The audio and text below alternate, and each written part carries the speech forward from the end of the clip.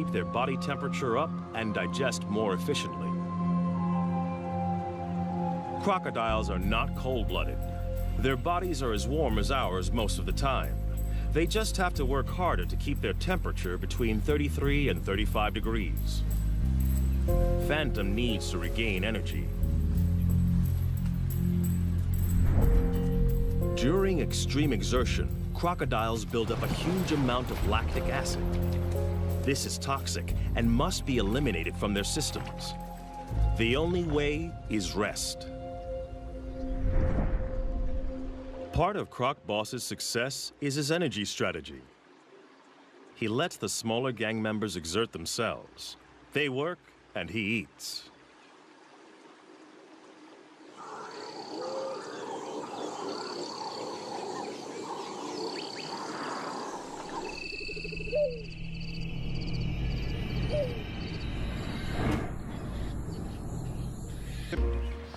And they have the most unexpected allies.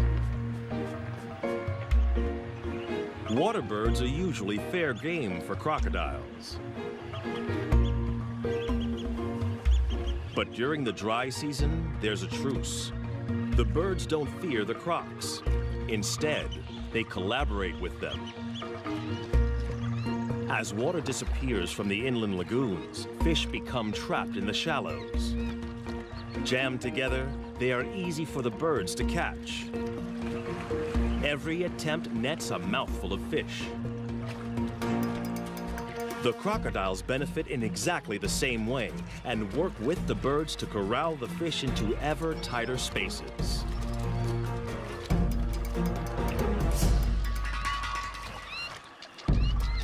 Each fish is a tiny meal, but for the small crocs, this technique is well worth the effort.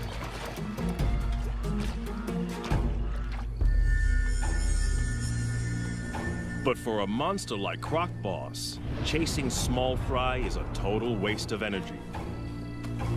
He'll wait and preserve his energy for bigger game and other activities that are his alone to enjoy.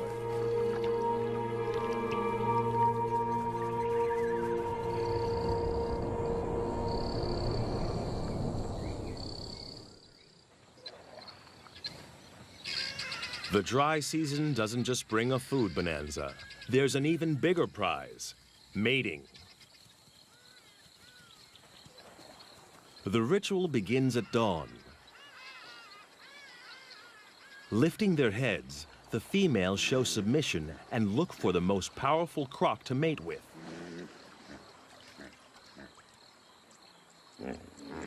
The boss raises his body and literally stands out in the river. It's a visible sign of his status. By rights, all receptive females are his.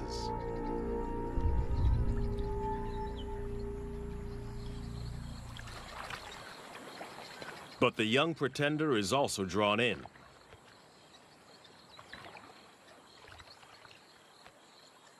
The females secrete a pheromone into the water. It signals they're ready.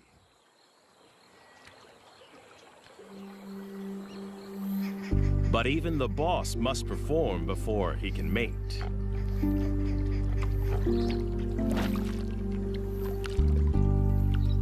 It's the only situation he cannot control. The final choice is made by the females. In mating season, females are permitted to wander through rival gang territories as they check out potential partners. The boss's head slaps and bubble blowing are the croc equivalent of beating your chest.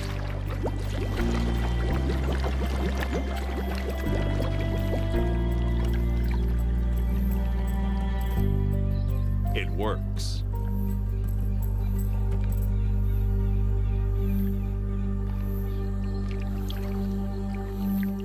The smaller male can only watch.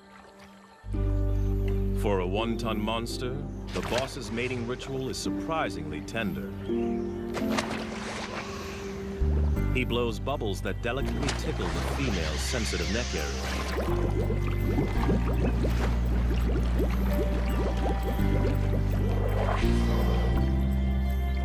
The pair will remain together for up to 1 hour before choosing new partners.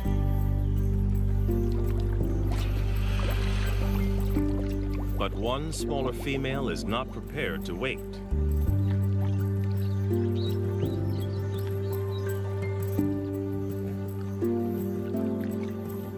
She's interested in the younger rival.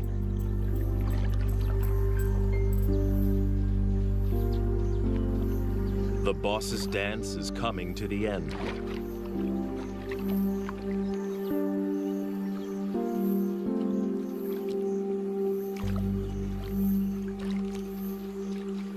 The pair submerges for their final act.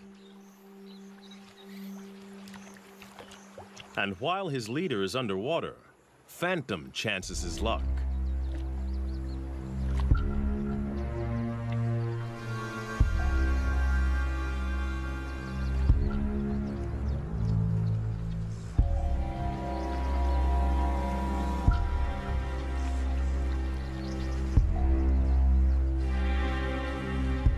But the boss didn't get where he is by being inattentive.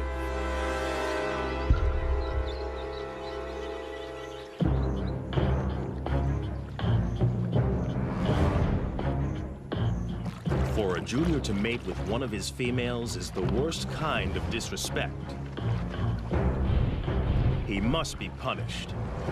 Others have been killed for less. The young croc is now swimming for his life. He's offended in the worst way. And Croc Boss will kill him if he can catch him. But his chase is half-hearted. The boss is still distracted by the mating privileges that come with his position.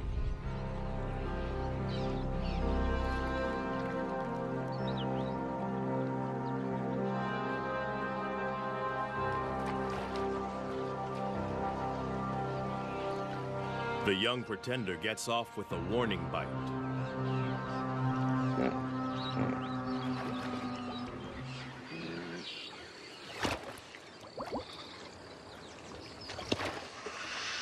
Now the insubordinate is dealt with. The boss can return to more gentle pursuits.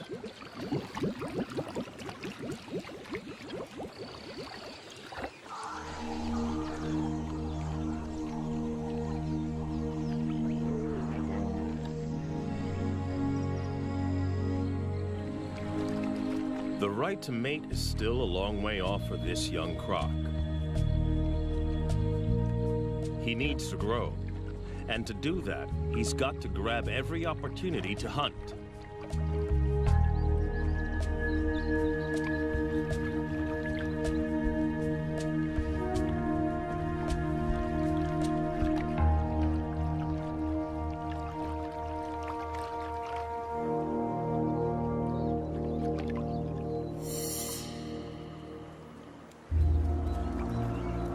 Fortunately, the relentless dry season serves up an endless convoy of thirsty prey.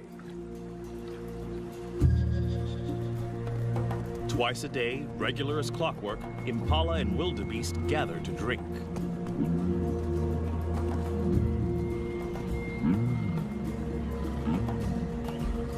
It's another chance to make a kill.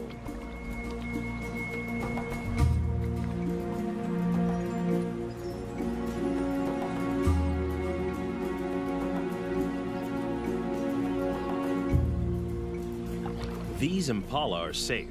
They know exactly where the danger lurks.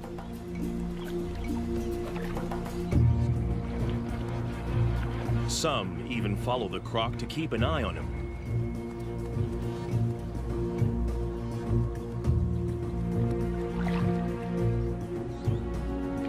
He is searching for the perfect place to spring a trap.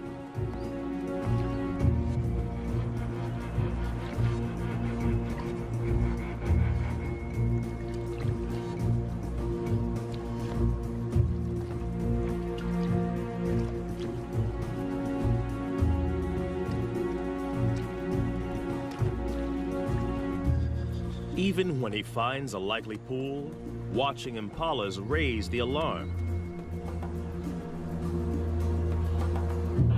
They snort to warn others to stay away from this drinking spot.